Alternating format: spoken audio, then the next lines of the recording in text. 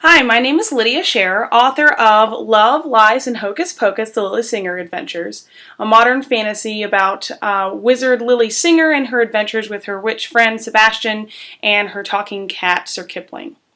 I'm going to read a short excerpt. If you're interested in the books, you can find out more about them on my website, lydiasherrer.com. They're also available for pre-order on Amazon if you'd like to reserve a copy. So Sebastian and Lily are researching an ancient curse that's been cast and trying to find the person who cast it so they can get rid of it. So I'm going to start here, right in the middle. They relocated to Lily's apartment and its accompanying high-speed internet connection, since Sebastian wasn't allowed on campus at the McCain Library, and since his own apartment was a den of discarded pizza boxes and smelly socks. The last time Lily had entered, she'd nearly fainted from the overwhelming smell, as well as a nearly insane need to scrub the place to within an inch of its life. Sebastian insisted on sticking around for this research portion of the project, claiming he needed to supervise its progress. Lily knew it was an excuse to gain access to her cake dome in her kitchen, always full of homemade goodies she baked to accompany her tea, as well as the sinfully comfortable sofa in her living room. Her cat did not object to the intrusion.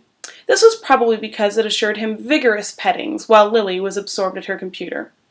Much to her cat's annoyance, her desk was one of the few no-cat zones in the house, the other being the kitchen counter, since Lily disliked finding cat hairs in her food. For reasons she didn't quite understand, it irked her that her feline companion, who turned up his whiskered nose at every other stranger, had taken to Sebastian so readily.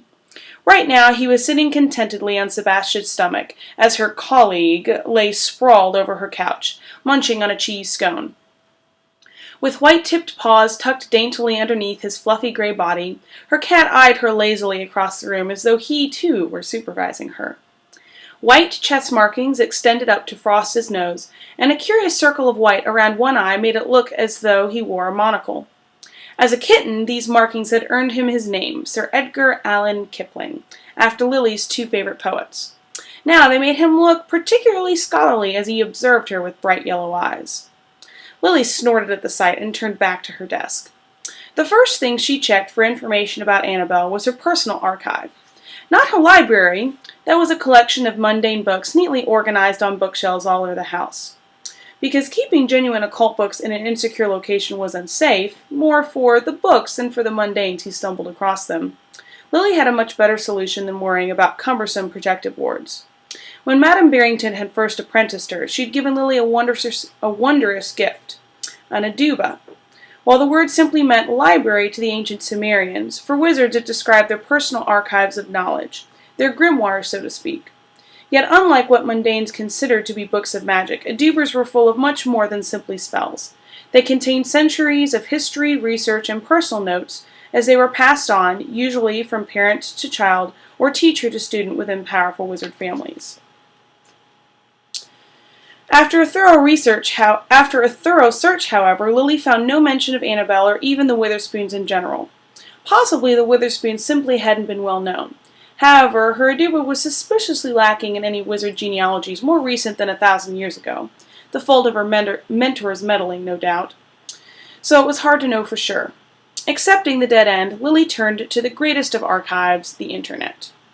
2 hours and 5 scones later, 4.5 of those consumed by Sebastian, the remaining half thoroughly licked by Sir Kipling, she found what she was looking for. So, Lily explained, having moved to the floor where she sat drinking a cup of Twining's Assam tea.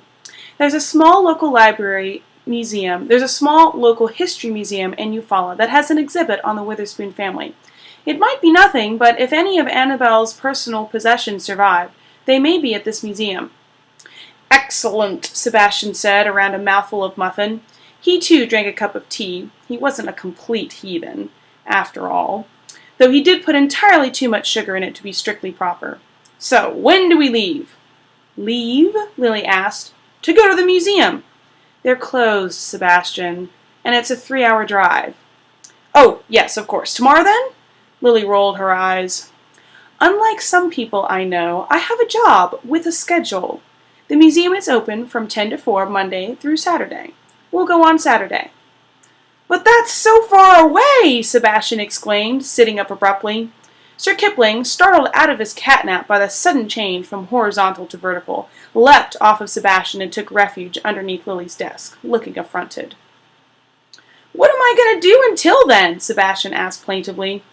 Lily didn't bother replying to this obviously asinine question, just raised an eyebrow.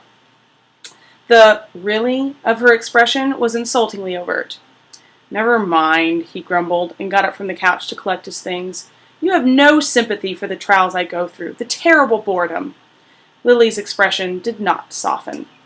"You'll be fine. If you die, I'll bring flowers to your funeral. Or maybe muffins.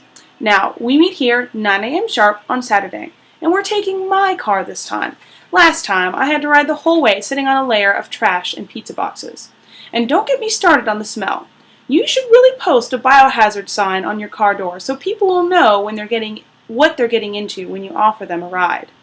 Yeah, you think you're so funny," Sebastian said as he dug his keys out from between the cushions of her sofa, then headed for the door. "See you then." "Make sure you bring gas money," Lily called after him as he disappeared out of her front door. That ends the reading for today. Again, I'm Lydia Sherrer, author of Love, Lies, and Hocus Pocus, The Lily Singer Adventures.